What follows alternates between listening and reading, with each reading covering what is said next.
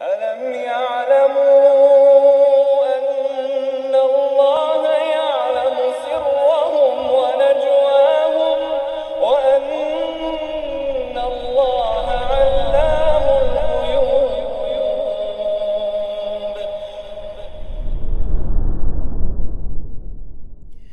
بسم الله الرحمن الرحيم. السلام عليكم ورحمة الله وبركاته. إن الحمد لله نحمده ونستعينه ونستغفره ونعوذ بالله من شرور أنفسنا وسيئات أعمالنا. من يهده الله فلا مضل له ومن يضلل فلا هادي له. أشهد أن لا إله إلا الله وحده لا شريك له وأشهد أن محمدا عبده ورسوله لا نبي بعده. أما بعد, ikhwah sekalian, kita lanjutkan pembahasan kitab adab dan kiat dalam menggapai ilmu.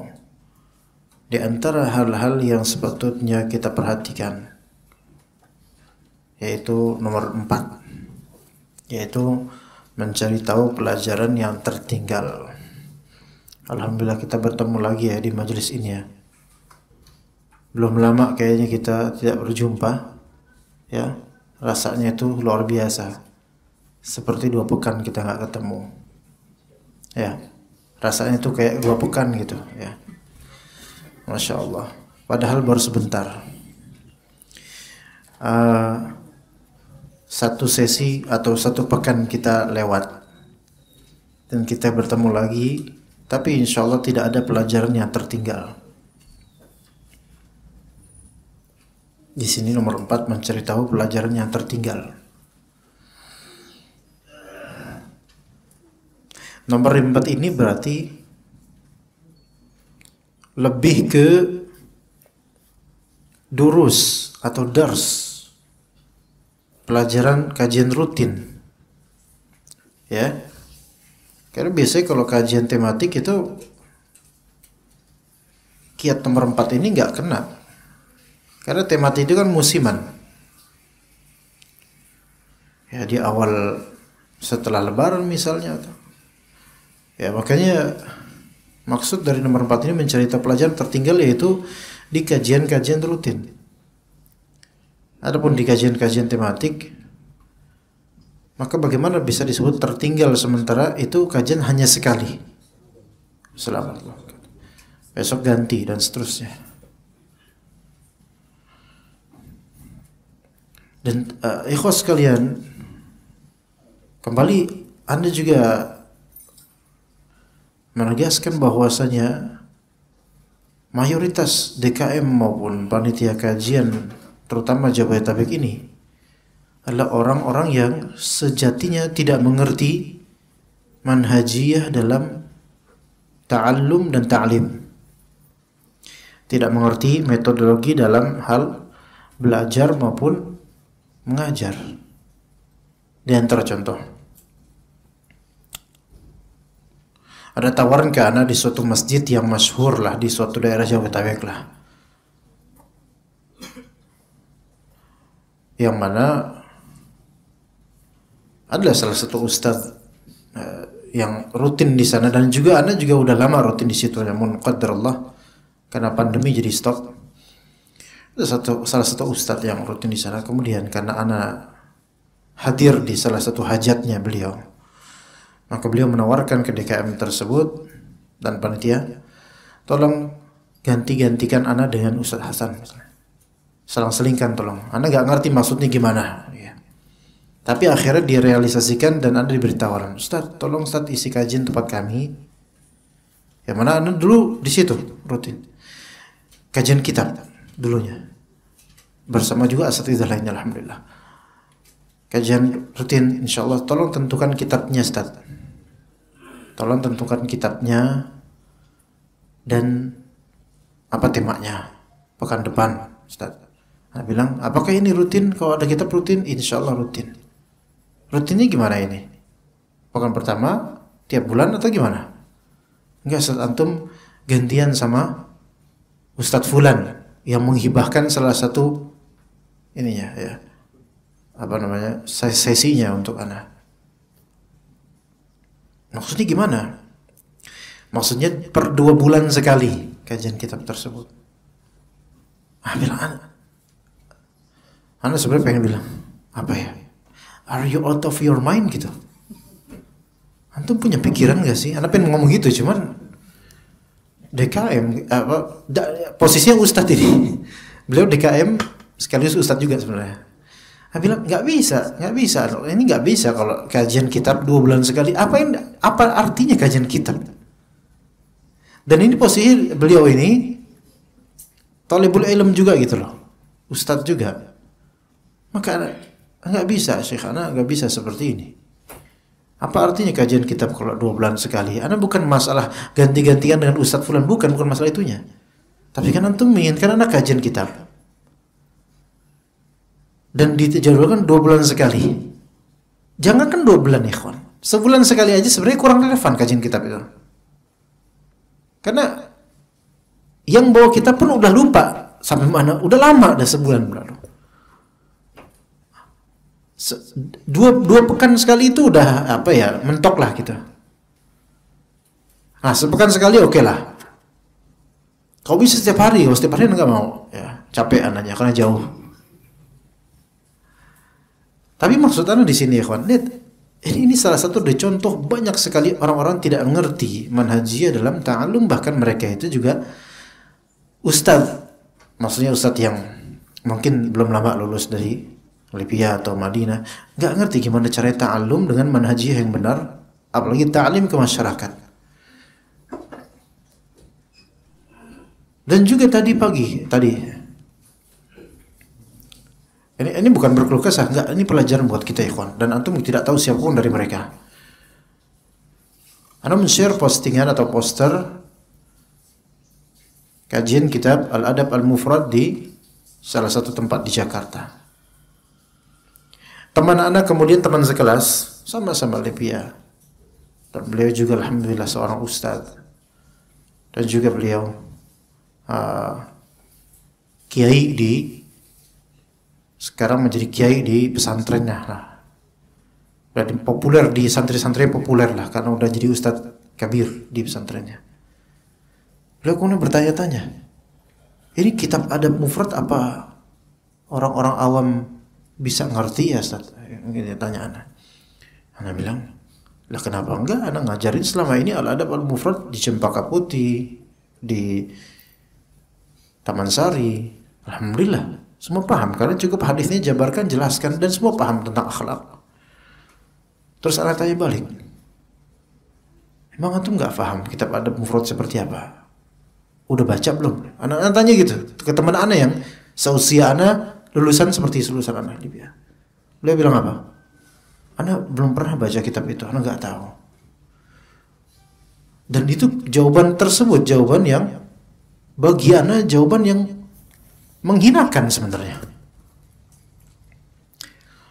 Talibul ilm, apalagi sekelas ustaz dan kiai, kemudian tidak pernah baca kitab adab mufrad, tidak tahu itu kitab apa, hanya tahu tebal saja dan nggak tahu itu kitab apa.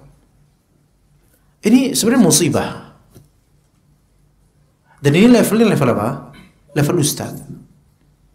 Sederajat dengan anak dari segi usia dan kelulusan, dan mungkin dari segi nilai lebih tinggi daripada anak di kampus. Apa sebabnya, ikhwan? Apa sebabnya kok bisa seperti itu? Sebabnya adalah setelah lulus terlalu nikmat di pesantren dan tidak mengembangkan ilmunya, juga tidak murojaah kecuali yang dibutuhkan saja untuk ngajar santri-santri, selesai. Artinya apa? Ya udah. Jadi ilmu ini bukan untuk pengembangan diri, amal, kemudian untuk memperbanyak sehingga bisa mempelajari amal dan buat manfaat umat, tidak. Tapi ilmu ini hanya lulus LC, kemudian kerja di sekolahan, jadi kiai situ, selesai. Dah. Akhirnya banyak kitab-kitab yang difahami, dan juga kitab-kitab lama yang dipelajari di kampus pun kemudian tidak murajaah sama sekali. Dan ini keadaan banyak sekali dari LC sekarang. Anda bukan menjelekkan, memang kenyataan seperti itu, ikhwan.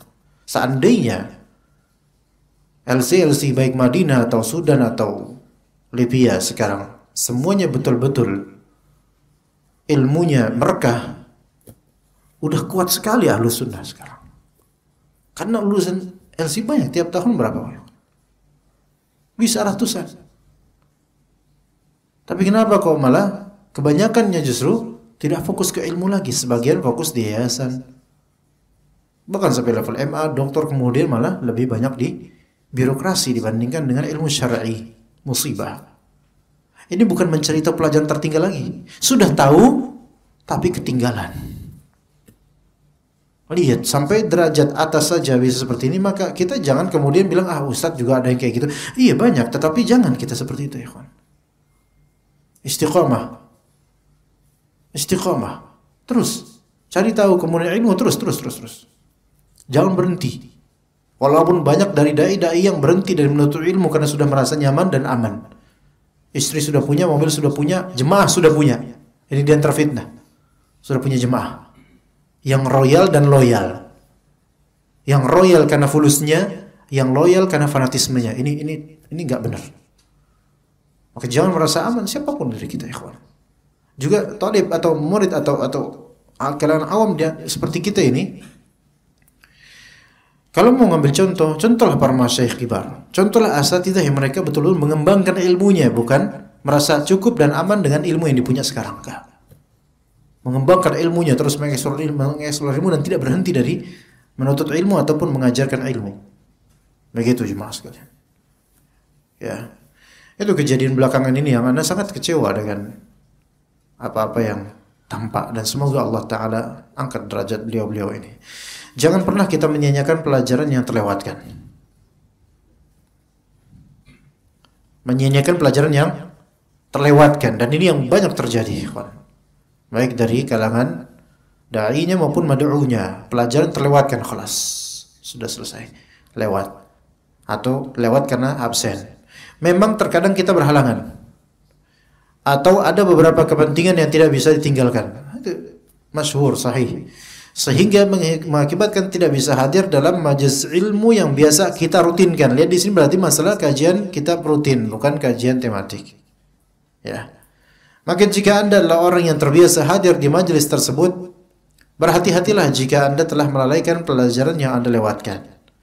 Bersemangatlah untuk mengetahui tentang pelajaran yang terlewati dengan bertanya kepada kawan-kawan ataupun teman-teman Anda. Ya, tetapi ini zaman beliau menulis ini, mungkin MP3 tidak sepopuler sekarang, atau video YouTube tidak sepopuler sekarang. Kalau sekarang, antum nggak harus namanya teman kan? Kalau ketinggalan, nggak harus kan? Bisa ngeliat di YouTube kan? Ya. Itu kalau kajian Anda nggak tahu, kajian ustadz lainnya nggak tahu. Kalau nggak direkam, yang lain direkam nggak ya kawan? Di sini di SS ini direkam di YouTube. Pakai kamera siapa? Pakai kamera HP. Kok Anda nggak direkam? Wah, Bang Win ini, hah? Minder sama kamera yang belakangan tuh. Waduh. Taib. Ya, jadi bisa murajaah kan? Bisa murajaah sekarang. Tanpa harus bertanya ke teman. Nah, hal ini tentu saja menjadi lebih mudah untuk dilakukan pada zaman kita sekarang ini. Sekarang berbagai sarana rekaman telah tersedia. Di zaman beliau itu baru sampai level MP3. Belum sampai level YouTube di zaman beliau menulis ini. MP3 udah ada. Ya. Tapi YouTube belum ketika itu. Ya. Sehingga dapat mengulang isi materi majelis berkali-kali sesuai dengan isi materi majelis yang sebenarnya. Atau rekaman di ketika beliau menulis ini, rekamannya masih berupa bukan MP3. Apa namanya? Kaset. Kaset side A, side B, ya. Ya kan? Kemudian daripada apa, kan pakai Walkman biasa itu, ya. Aiwa, Sony, Sunni, ada Sunni, Walkman Sunni itu ada. Sunnah itu mungkin, yang bid'i yang enggak ada, dan Walkman yang lain gitu. Supaya irit baterai kan pakai spidol snowman, ya, diputer gitu. Iya, bisa, ya. Tapi sekarang lebih mudah pakai YouTube di handphone bisa sekarang, MP3 bisa. Antum mau konversikan ke MP3 pun gampang, masya Allah sekarang, masya Allah. Mau antum download video pun gampang walaupun ilegal. Tapi masya Allah. Ini semua merupakan karunia Allah kepada kita. Maka jika Anda orang terbiasa hadir dalam majlis tersebut dan merutinkannya, hendaknya bersemangat untuk mencari tahu pelajaran yang tertinggal. Karena beberapa isi materi majelis ilmu terkadang bagaikan untaian mata rantai yang senantiasa bersambung dan terkait antara satu dengan yang lainnya. Itu kajian kitab seperti itu. Terkait satu dengan berikutnya. Terkait. Terutama sekali kalau daurah. Daurah para masyayikh misalnya. 4 hari, biasa kita 4 hari, 5 hari para masyayikh. Mengkhatamkan kitab ini. Itu dalam sehari itu bisa 4 atau 5 sesi, ikhwan. 4 atau 5 sesi para masyayikh. Dan mereka kuat dalam menjelaskan ilmu. Ketinggalan di daurah setengah sesi aja ketinggalan, rugi. Ya. Itu kalau daurah ya. Kalau misalnya daurah itu 4 hari, 1 sesi 1,5 jam. 1 hari 4 sesi, berarti berapa itu? Ya. Gitu. Apalagi kalau sehari enggak hadir. Makanya daurah-daurah asatidzah, alhamdulillah itu disiplin. Ada absensinya. Sekarang bahkan absennya juga pakai internet, pakai kode yang ada di tag name ini. Name tag ini, ya. Iya, jadi semua ketahuan siapa ustadz yang rajin terlambat, ketahuan. Iya, tapi rata-rata nggak ada yang terlambat. Apalagi jadwal makan, insyaallah on time. Iya. Jika Anda terlewatkan walau hanya satu mata rantai saja, maka hal ini akan sangat mempengaruhi hubungan antara isi materi yang sesuai dengan yang sebelumnya. Kemudian kita akan memulai masalah mencatat fawaid. Mencatat faedah-faedah yang penting pada buku cetak. Mencatat fawaid yang penting pada buku cetak. Maksudnya adalah mencatat hal yang penting yang Anda dengar pada buku cetak atau buku tulis. Faedah-faedah penting ini jika seseorang bersemangat menulisnya atau mengulang-ulang dalam membacanya, maka dengan izin Allah Azza wa Jalla akan dapat membentuk pada dirinya ketangkasan dalam berbicara, siap dalam menyampaikan ceramah, dan mudah menyelesaikan masalah.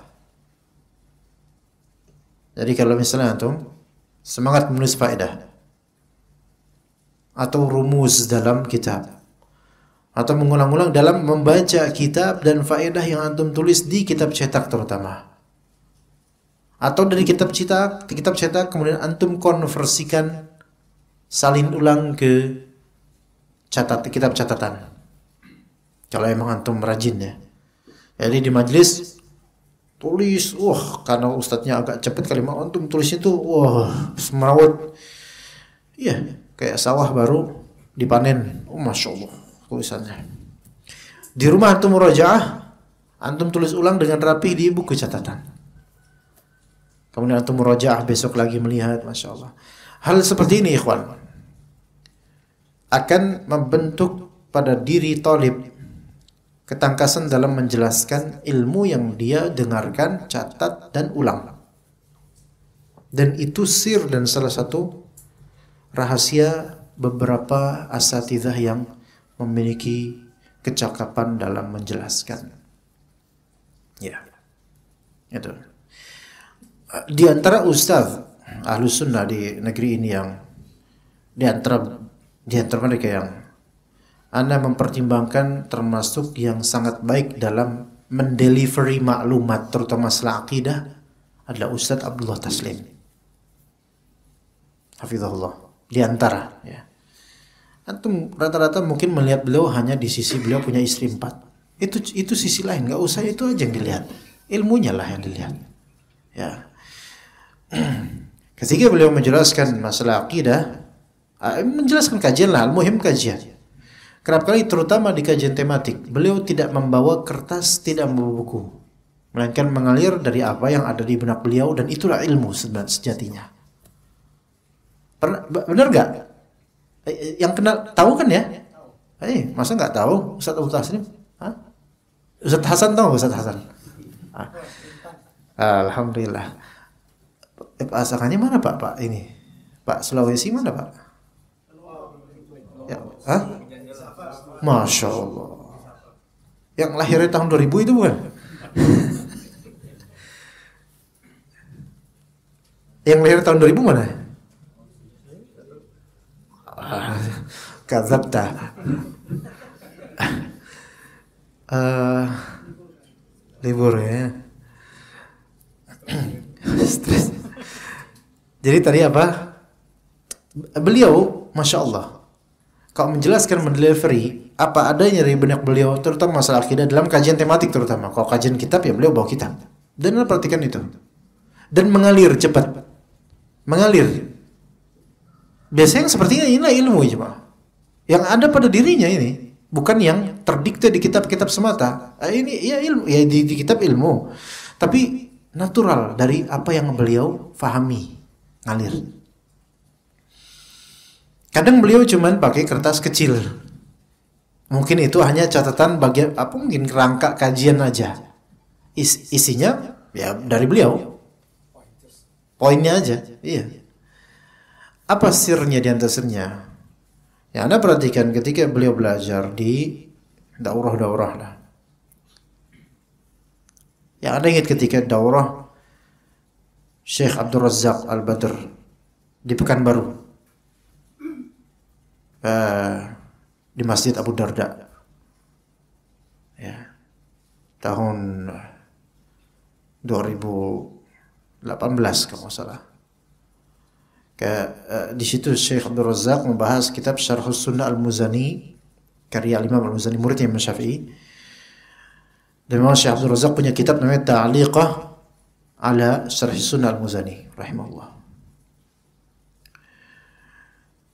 Dari awal sampai akhir, Anda perhatikan Ustaz ini hafizullah, beliau tidak pernah selalu menempelkan jemariah dengan pena. Dari awal pelajaran sampai akhir beliau tidak pernah luput dari menulis. Sebagaimana thalib kecil menulis. Dari awal sampai akhir. Gak ada beliau kemudian bengong-bengong gini, gak ada. Gak seperti sebagian hamba Allah di sini.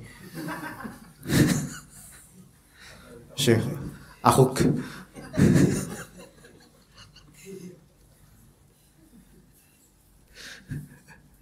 Masya Allah.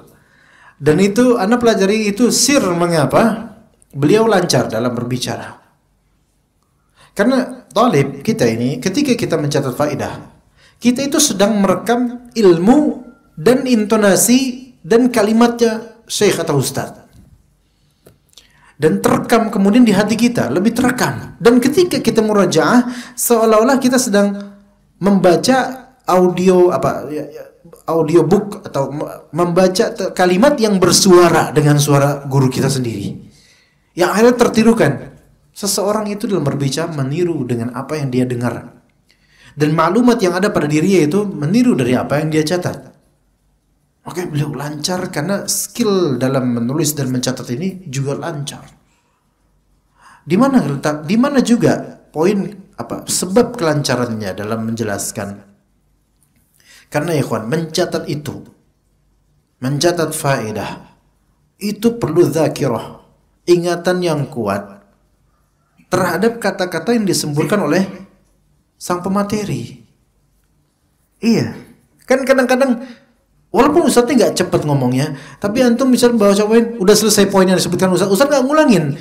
Antum kan perlu apa? Mengingat ulang apa yang tadi beliau sampaikan, minimal poinnya lah, minimal globalnya apa gitu. Kadang-kadang stuck di situ. Di tengah-tengah nih. Misalnya luqathah secara bahasa adalah udah selesai ustadznya ngomong dari tadi. Apa ya tadi ya? Mau ngomong, Ustadz afwan diulang Ustadz. Ustadznya killer. Jemaahnya juga bakal ngebully nanti. Gimana ya? YouTube aja lah nanti lihat. Lihat YouTube gitu kan. Taunya nggak jadi lihat YouTube. Akhirnya maqtu' terpotong. Luqathah adalah titik. Udah kayak soal esai aja ya. Gitu. Maka perlu apa? Ingatan yang kuat dengan apa yang disadurkan oleh sang ustadz atau sang alim atau syekh.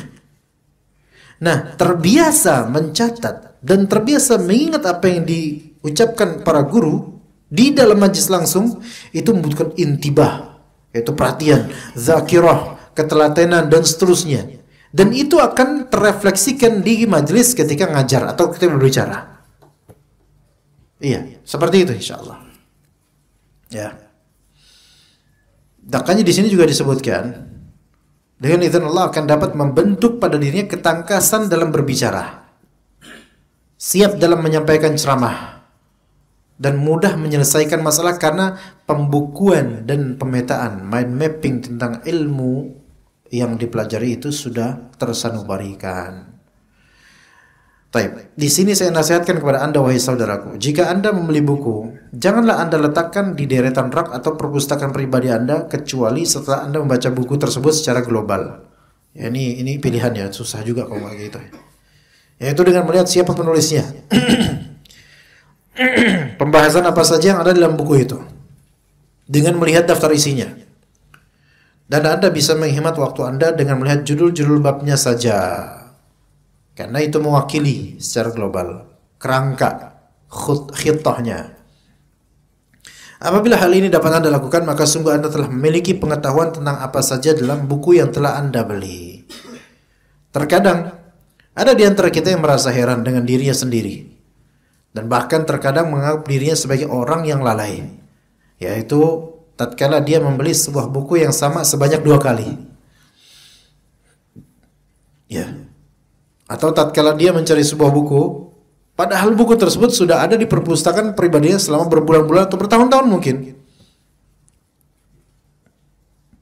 Ya. Atau bisa jadi, tatkala ada seseorang menanyakan tentang sebuah buku kepadanya, namun dia justru meniadakan bahwa dia memilikinya. Padahal buku tersebut pernah dia beli dan ada di rak bukunya. Pagi dan petang dia selalu memandangnya. Contoh.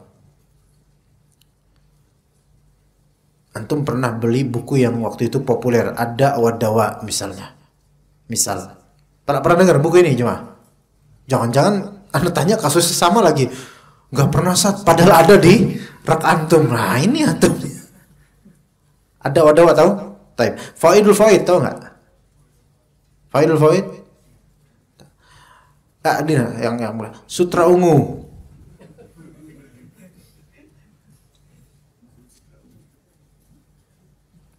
Ada. Anda punya nggak Sutra Ungu? Anda punya nggak? Anda nggak perlu Ustaz, Anda praktek aja Ustaz. Nggak punya? Nggak punya? Atau nggak tahu memang? Jujur aja, nggak apa-apa, jujur aja. Nggak tahu, nggak punya dan nggak tahu. Alhamdulillah. Lahir tahun 2000. Nah, ditanya kayak gitu. Tahu nggak buku ini loh, apa namanya judulnya? Begini faktanya. Pustaka Imam Syafi'i. Anak baru dengar tuh kitab tuh, kayaknya asik tuh begini faktanya. Terus habis itu, antum punya nggak bukunya? Wah, anak aja baru dengar. Padahal 2 tahun lalu beli di Pondok Kopi. Beli. Dan sekali beli itu borong, banyak yang beli. Beginilah faktanya. Ini banyak. Wah, dapat diskon banyak. Yang dibaca apa? Harganya doang, udah. Lupa kitabnya. Kemudian ditanya sama ikhwan lain, "Akhi, antum tahu nggak ada buku bagus namanya Dari Hati ke Hati?" Terus antum bilang, "Wah, aneh ada tuh di rumah." Ya, ini bagus nih. Aneh ada di rumah tuh bukunya tuh. Wah, Masya Allah. Emang buku tentang apa tuh akhi? Antum terus jawab, itu namanya juga ya Dari Hati ke Hati kan? Tentang tazkiyatun nufus. Tentang apa namanya? Ya, masalah hati lah. Lihat. Ya, lihat. Ini namanya Su'tahu. Ya. Itu buku penjelasan tentang Syiah. Minal qalbi lal qalbi. Bukan tentang tazkiyatun nufus. Bambang. Ini. Ya. Dia ada bukunya di rumah. Tapi nggak ngerti isinya. Hanya melihat judul. Nggak pernah di atas. Bahkan mungkin masih tersegel. Dikasih ke orang enggak, disimpan doang. Ya, seperti itu. Jadi nggak ngerti. Ya. Syekh antum kok diem aja sesi ini? Kenapa? Hah? Ngerasa atau gimana nih? Hah, 2000-an. Taib. Hal itu semua bisa terjadi karena seseorang kurang mengetahui tentang isi buku-bukunya sendiri secara global, hingga ia pun lupa terhadap keberadaan bukunya sendiri. Mengenai wasiat atau nasihat untuk mencatat beberapa faedah penting pada buku cetak. Yang baru saya sampaikan, saya sendiri telah mencobanya dan saya dengar orang-orang pun banyak yang telah melakukannya, maka silahkan Anda coba. Wa man lam yujarrib laisa ya'rifu qadrah, fajarrib tajid tasdiq ma dzakarnah. Barang siapa yang belum mencoba, maka belum tahu hasilnya. Cobalah sendiri, niscaya kamu akan tahu kebenaran ucapan saya. Jika Anda sedang membaca buku, mindset kita benahi dulu ikhwan. Jangan jadikan buku itu sebagai prasasti keramat. Yang jangan antum ubah, jangan antum gores, jangan dicacatin, kalau bisa gitu-gitu aja. Jangan. Ya, coret. Tapi coret yang berfaedah, bukan coret semaunya. Coret kalau antum baca apa? Garis kayak misalnya, atau pakai stabilo kayak gitu. Atau sekarang ada post-it namanya post-it. Yang warnanya warna hijau ini loh, hijau stabilo. Post-it.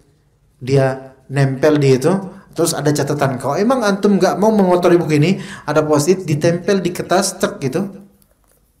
Ada nggak di sini? Nggak ada. Kemudian ada apa di antum? Misal di antara manhaj ana pribadi ya, untuk buku yang memang ana pengen baca lebih mendalam, tentu bakal ada kosakata di hampir setiap halaman yang tidak ana ketahui.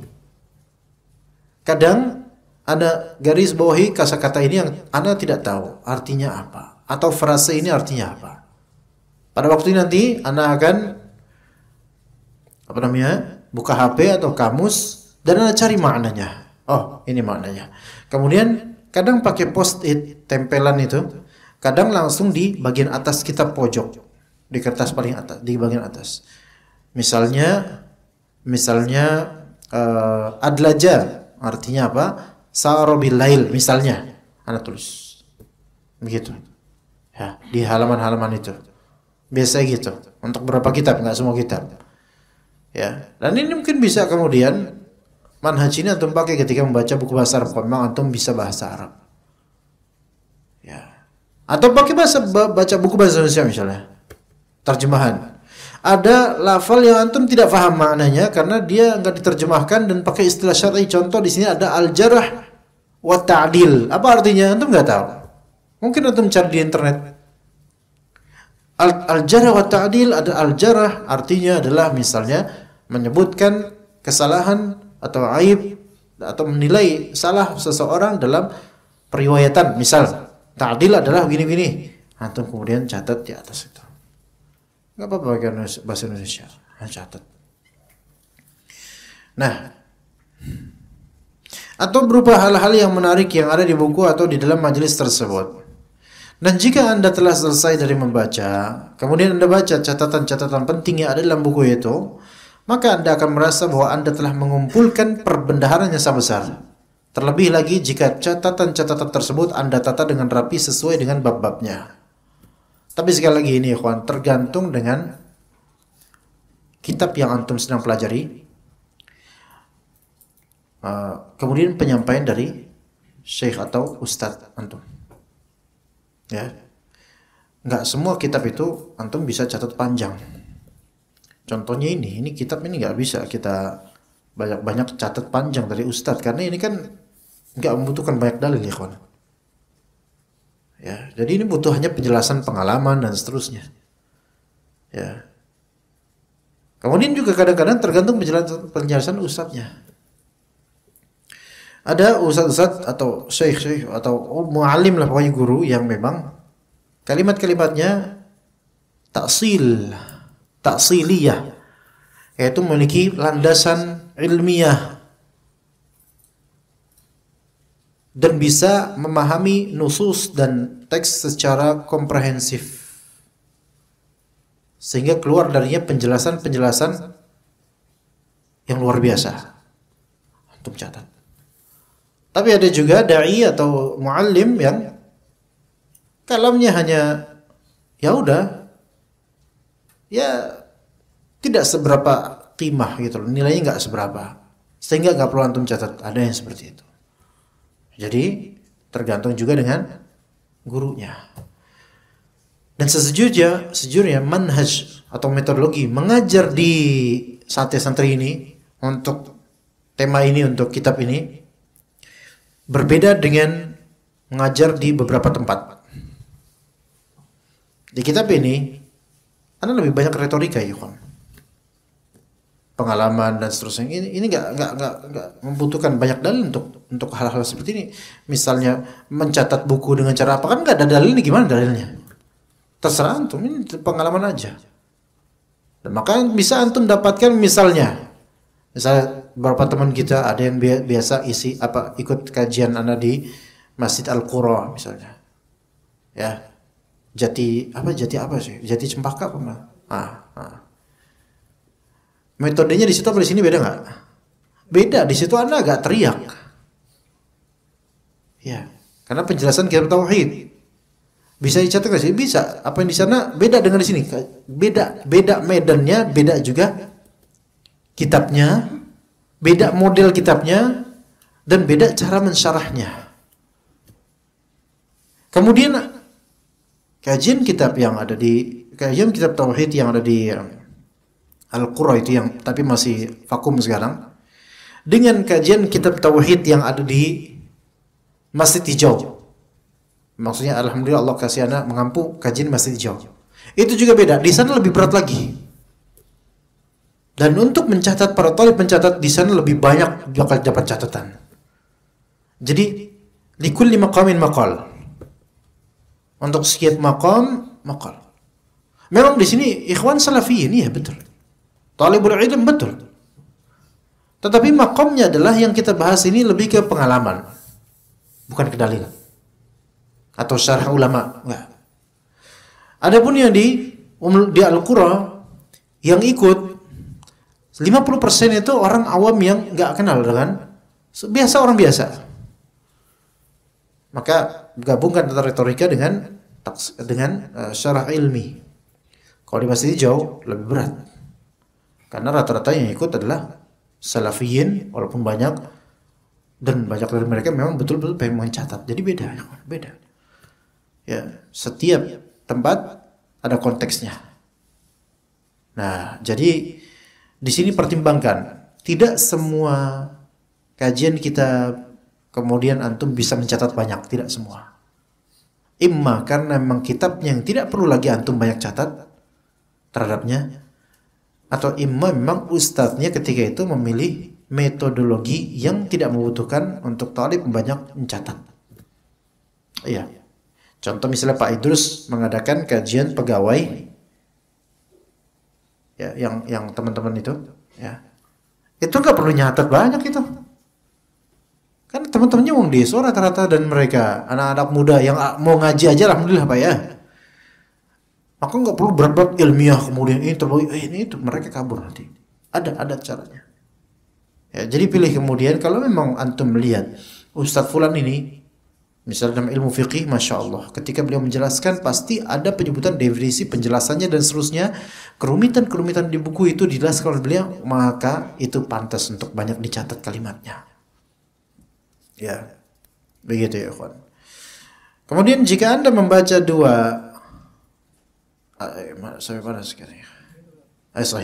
membaca 2 atau 3 buku, kemudian Anda memberikan catatan penting di tepi-tepi buku yang Anda baca tersebut.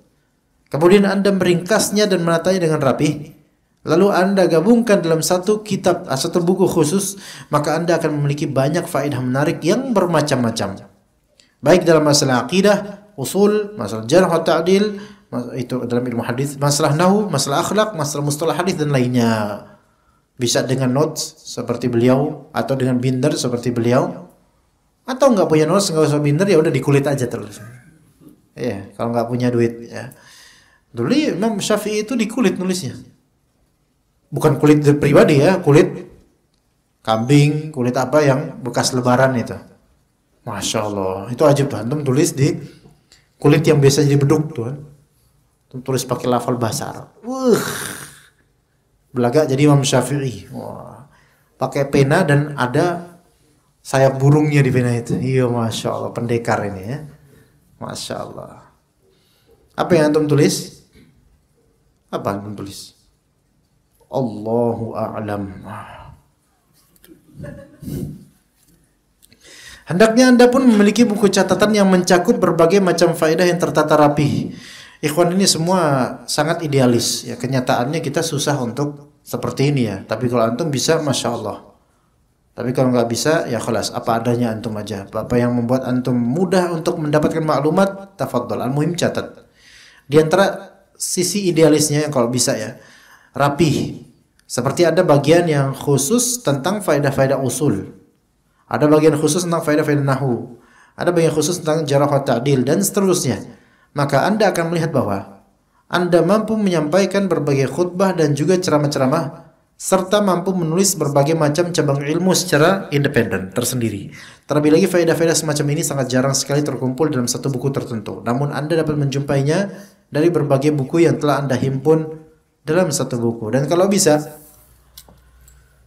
di catatan kayak di binder atau di itu, antum tulis tanggal berapa antum catat ini, di mana kajiannya, dengan ustaz siapa, misalnya, baik tematik atau kajian kitab.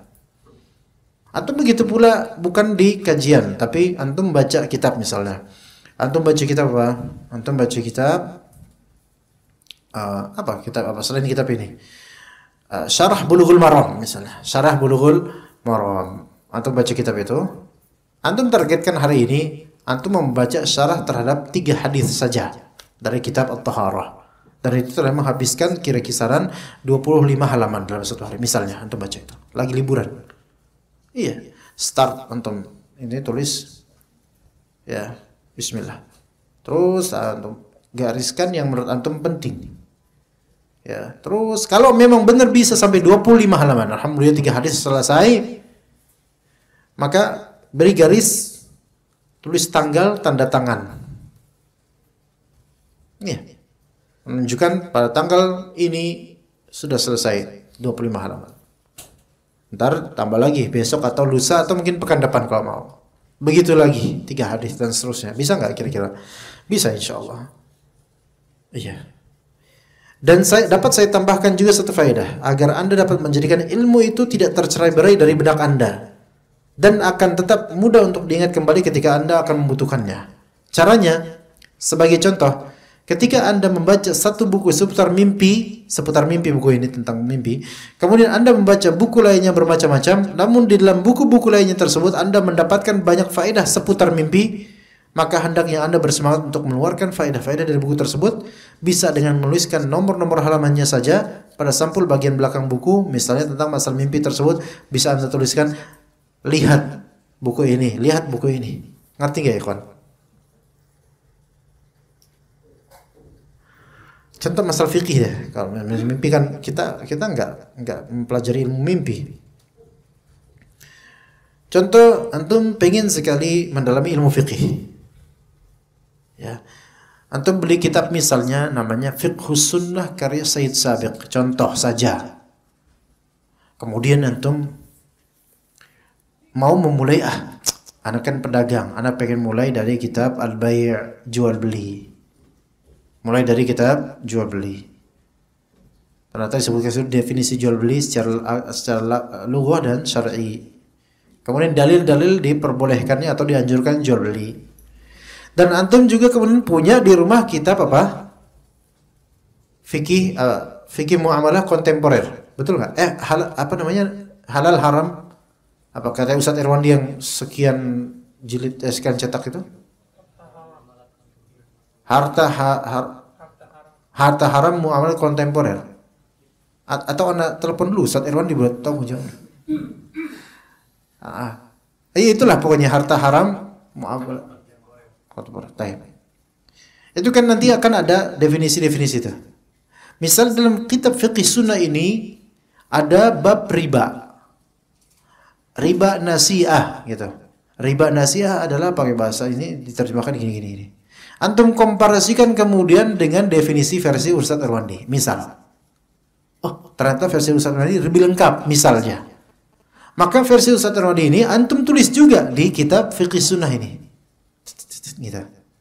Baik dengan antum nulis lengkap definisi dari Ustaz Wandi, atau antum cukup nulis di bawah definisi versi Said Sabiq, lihat tambahannya di misalnya HH FF apa namanya, nama bukunya, singkatan lah biar nggak terlalu panjang capek juga ya. Halaman 200 sekian misalnya. Iya. Kemudian misal saja di dalam kitab Ustaz Wandi ini ada pembahasan tentang just tip. Just tip, ikhwan. Tahu just tip? Just tip. Justin Bieber, tahu Justin Bieber? Gitulah, antum tahu. Just tip, jasa titip. Apa hukumnya just tip? Dan ternyata di misal bukunya Ustaz Arifin Badri atau bukunya Ustaz Amin Nur Ba'ith misalnya, membahas just tip online. Yang misalnya di dalam kitab Ustaz Wandi hanya just tip saja. Berarti kan ini ada ziyadat maklumat nih. Maka enggak masalah antum kemudian lihat tambahan fawaid di kitab halal haram bisnis online misalnya. Halaman sekian. Itu jangan diabaikan. Mungkin sekarang kerasa dah biarin nanti tulis. Nanti pada waktunya nanti suatu saat bisa jadi antum butuh. Atau pas antum merojak, ini saya pernah menjamak 2 kitab nih, Masya Allah gitu. Iya. Ya. Nah, misal lagi lain, misal antum suka dengan ilmu tafsir. Ini waktu azan bukan ya? Azan bukan? Belum?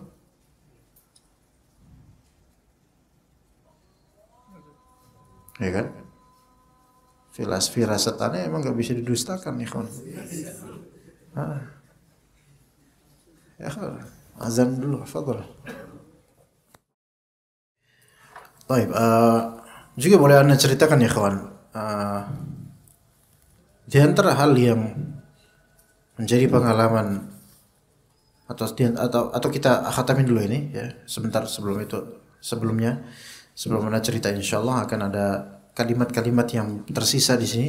Anda tidak akan mengetahui nilai dari tindakan mengumpulkan faedah-faedah ini kecuali jika Anda hendak membaca suatu buku dengan pembahasan tema semacam ini. Dan Anda telah mengumpulkan berbagai macam faedah seputar tema ini. Anda juga telah mencatat faedah-faedah yang berkenaan seputar tema ini dari berbagai macam jenis buku. Maka Anda akan dapati diri Anda seolah Anda telah menguasai seputar tema ini dari awal hingga akhirnya. Hal ini merupakan sebuah hal yang sudah teruji dan dapat dilihat hasilnya dengan nyata oleh siapapun. Demikian pula jika Anda mendapatkan faedah-faedah di luar buku, maka bersemangatlah untuk mencatatnya dalam buku. Bersamaan dengan banyaknya faedah dari luar buku yang Anda dapat, maka tatkala itu juga muncullah sebuah buku yang baru. Ala kulli hal, mana yang lebih afdal? Mencatat di buku cetak atau di buku notes? Cetak atau notes? Tergantung ya kawan. Kalau antum di dalam majelis, ya, kalau antum di majelis nih, maka dilihat faedah yang bisa antum dapatkan dari ustadz antum ini, faedah ringkas atau faedah tafsili rincian. Karena ustadz itu beda-beda dan jenis ilmu itu beda-beda. Kalau faedah ringkas, misalnya antum hanya mendapatkan faedah terjemahannya, ya udah gitu aja. Atau paling definisi aja paling mentok, dapat definisi dari ustadz ini. Maka di kitab lebih cocok. Ya. Tapi kalau misalnya ustadz ini kaya akan ilmu atau bidang ilmu ini memang butuh banyak rincian dalam penjelasan, maka lebih afdol di notes. Ini rinciannya begitu. Bukan di buku cetak. Karena space-nya tidak akan cukup kalau buku cetak, ya kawan. Enggak cukup space-nya. Misalnya belajar apa? Fiqih Bulughul Maram. Kitab Bulughul Maram. Udah sampai mana? Sampai bab tolak atau kitab tolak. Baik, di Bulughul Maram enggak ada definisi tolak adalah gini, enggak ada. Kemudian tolak terbagi menjadi gini, enggak disebutkan. Hanya disebutkan tolak, kemudian dalil dan seterusnya. Tapi ustaz ini dia mutabahhir fil ilm. Ilmunya melaut. Maka beliau menjelaskan bahwasanya tolak secara bahasa adalah furqah dan seterusnya. Dan secara syar'i adalah gini. Kemudian tolak terbagi ini itu dengan bukan di teks, tapi beliau membagi dengan ilmu beliau. Tolak terbagi menjadi dua, tolak sunni dan tolak bid'i misalnya. Tolak sunni adalah tolak di masa dan ini. Tolak bid'i adalah tolak di masa begini. Maka antum kan membutuhkan pencatatan yang banyak ini. Mau catat di kitab Bulughul Maram enggak cukup. Di mana catatnya? Di notes. Mau catat di HP enggak bisa. Ya, catat di notes. Ya, dibagi kemudian. Syukur-syukur juga ustadznya mencatatkan buat antum. Syukur-syukur. Tapi biasanya enggak gitu, malas ustadznya. Ya ngapain, biar muridnya aja yang ini. Karena kalau ustadznya nyatat, muridnya tinggal apa? Cekrek. Selesai. Antum tinggal moto, akhi. Iya, Ustaz. Astagfirullah, anda capek-capek. Antum moto, tinggal moto doang. Iya, Ustaz. Duna syu'ur bidzan begitu, tanpa ada perasaan dosa gitu, antum foto doang gitu. Iya, Ustaz, kan biar lebih irit tenaga, kata muridnya. Inilah murid yang budiman atau doa ibu ini, anda nggak tahu ini. Atau Sinar Jaya jangan-jangan dia. Pak Imam mentang-mentang keluarga besannya orang sana. Tahu bis-bisnya dia, ya. Ya Allah. Makanya ustaz jarang yang menulis sekarang ya. Biar antum aja catat, biar ada effort. Maka di catatan. Nah, di catatan itu pun bisa jadi banyak yang luput. Maka antum murojaah di rumah. Ini ada kata yang salah nih kayaknya. Apalagi ada rekamannya, antum dengan rekamannya, ini ada salah. Murojaah, walaupun butuhkan waktu lebih lama, tapi insya Allah melekatnya ilmu jauh lebih mapan. Beneran deh, luar biasa. Itu satu cerita, satu hal. Hal kedua, ana ingin menceritakan sejujurnya yang betul-betul mengubah sikap anu terhadap ilmu itu justru berawal dari hidayah yang Allah berikan ketika membongkar gudang di rumah ana di Kalibata, rumah orang tua ana.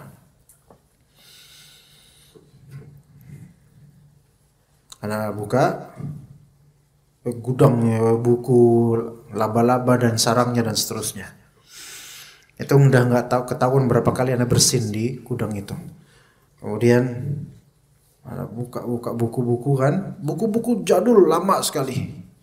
Ada buku-buku ayah ana, buku-buku fikih Syafi'i rata-rata. Yang ayah ana beli waktu haji, waktu umrah dan seterusnya. Ada kemudian satu buku segini, ya, enggak sebegede gini, tapi lebih tebal. Buku itu namanya Kifayatul Akhyar. Fi halli alfazi ghayatil ikhtisar, karya Syekh Taqiyuddin Al-Hisni, fikih Syafi'i.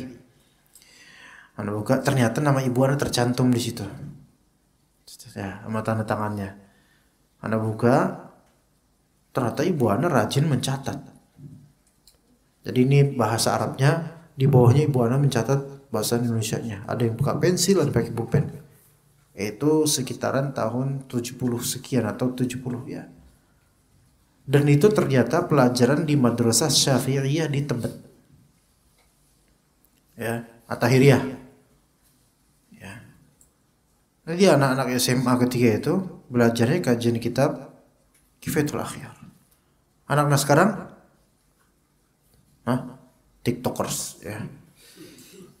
Enggak, anak-anak sekarang yang pesantren Masya Allah mereka. Enggak mesti yang mereka yang dulu itu enggak mesti lebih baik metodenya, enggak. Karena ketika itu walaupun ngaji kitab Kifayatul Akhyar dan berat, namun para tulab belum tentu faham. Iya. Metode pelajaran jadulnya kita dari kajian-kajian kitab dulu, talqinnya kiai, murid belum tentu paham.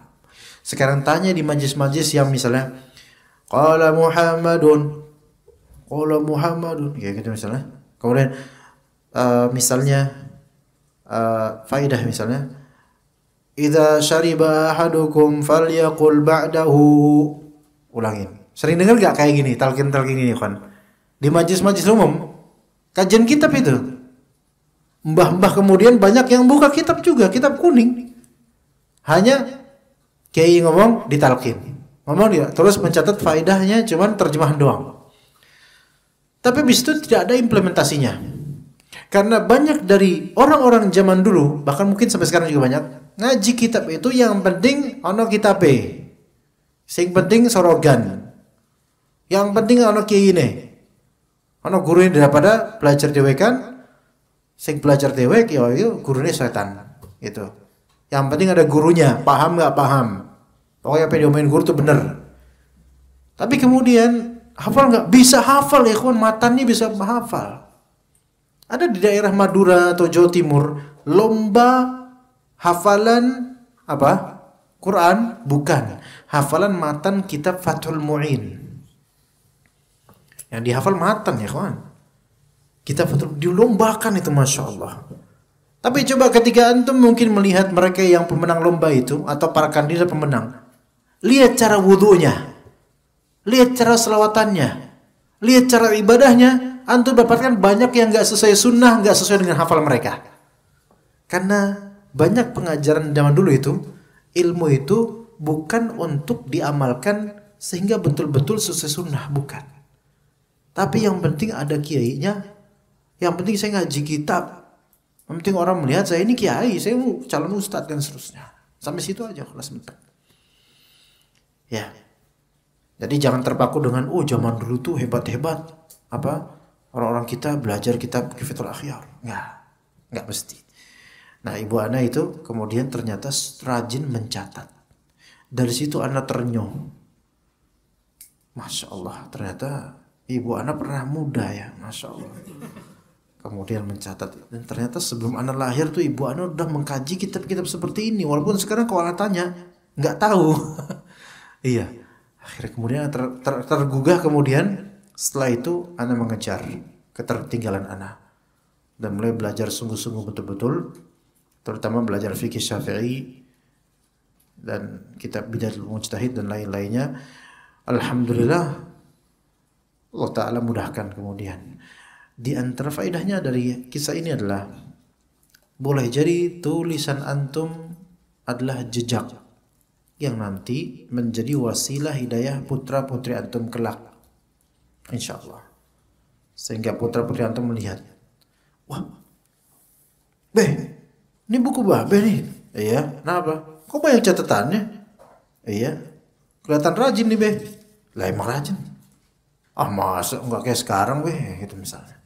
Tapi kan terbukti waktu mudanya rajin. Coba Ane tanya, ini artinya apa Babenya bilang, wallahu alam. Lah gimana Dulu rajin nyatet, sekarang lupa ya. Alasannya apa? Namanya juga orang tua, udah banyak pikiran ya, nggak ingat dengan pelajaran lampau. Jangan kayak gitu ya kawan. Ya, jangan kayak gitu. Apa yang antum tulis kalau bisa diingat, dimengerti. Mudah-mudahan sampai tua bisa terus paham sehingga mengajarkan buat anak-anak kita. Jadi mencoret-coret ini menitip jejak untuk masa depan anak kita. Nanti kan kalau misalnya kita mau wafat misalnya, buku-buku ini mau diapain sama anak kita? Jadi warisan. Mungkin mereka akan melihatnya, ternyata bapak kita ini Masya Allah dulunya ya, gitu. Suka mencatat. Ada buku notesnya, isi catatan, dan terus tanggal-tanggalnya. Ini bukan buku diari, ini buku catatan ilmu semua. Ternyata catatannya bagus semua, dijadikan kitab, dicetak akhirnya kemudian. Masya Allah. Kemudian tertulis kitab Al-Fawaid namanya.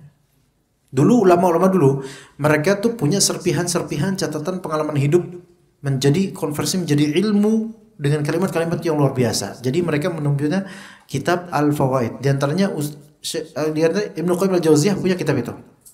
Random, bab-babnya beda-beda. Random, tentang apapun. Al-Fawaid, perjalanan hidup loh. Juga kitab Saidul Khatir karya Ibnul Jauzi. Itu kan acak itu tema-temanya itu. Nah, itu bisa lah antum misalnya membuat buku diary kayak gitu tuh. Tema pertama apa antum tulis, keluh kesah antum, ilmu yang antum punya dan seterusnya. Antum nggak beritahu anak istri. Ntar ketika meninggal, mereka kemudian baca, wih, masya Allah bapak kita nih, masya Allah, rahimahullah, masya Allah. Menangis kemudian mereka akhirnya mencetak kitab judulnya Al-Fawaid. Nama penulisnya Bay Maretan Al-Jaidi. Ya, masya Allah. Kalau bisa duet ya dengan Al-Imam Al-Allamah. Ya, namanya siapa dulu Pak? Iya. Siapa? Syekh Ardin, masya Allah. Syekh Ardin dan Syekh Maretan, masya Allah. Tapi yang terpenting di akhirnya ini jangan kasih biografi, jangan kasih foto, ya. Yang penting jangan kayak gitu, ya.